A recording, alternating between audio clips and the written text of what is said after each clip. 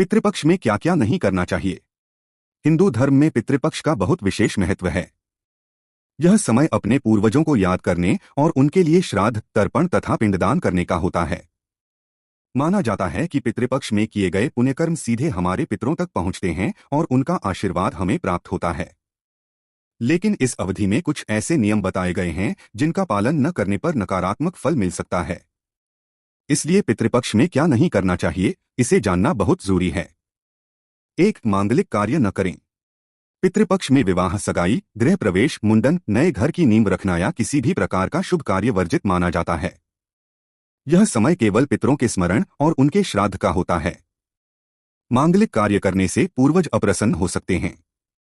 2. मांसमदिरा और तामसिक भोजन से बचें।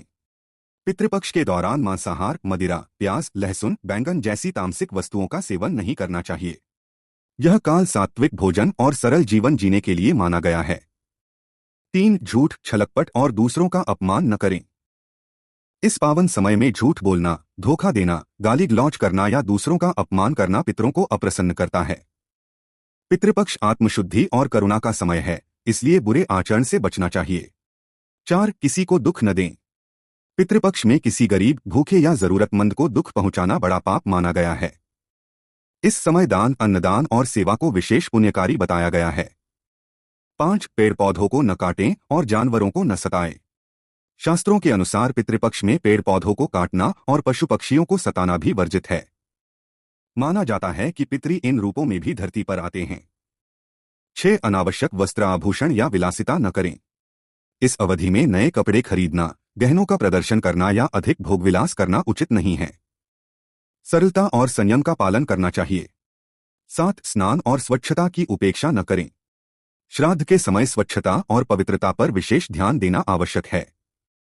बिना स्नान किए भोजन बनाना या श्राद्ध कर्म करना अशुभ माना गया है। 8. भोजन व्यर्थ न करें। श्राद्ध काल में भोजन का अपमान, थाली में अन्न छोड़ना या व्यर्थ फेंकना पितरों को दुख पहुंचाता है। भोजन हमेशा श्रद्धा से ग्रहण करना चाहिए। 9. श्राद्ध कर्म की अवहेलना न करें। सबसे महत्वपूर्ण यह है कि पितृपक्ष में श्राद्ध, तर्पण या पिंडदान की उपेक्षा नहीं करनी चाहिए। यदि किसी कारणवश संभव न हो तो कम से कम जल अर्पित करके पितरों को स्मरण करना चाहिए। निष्कर्ष, पितृपक्ष आत्मसंयम, श्रद्धा और सेवा का समय है। इस दौरान शुभ कार्यों और भोगविलास से दूर रहकर अपने पितरों को याद करना चाहिए।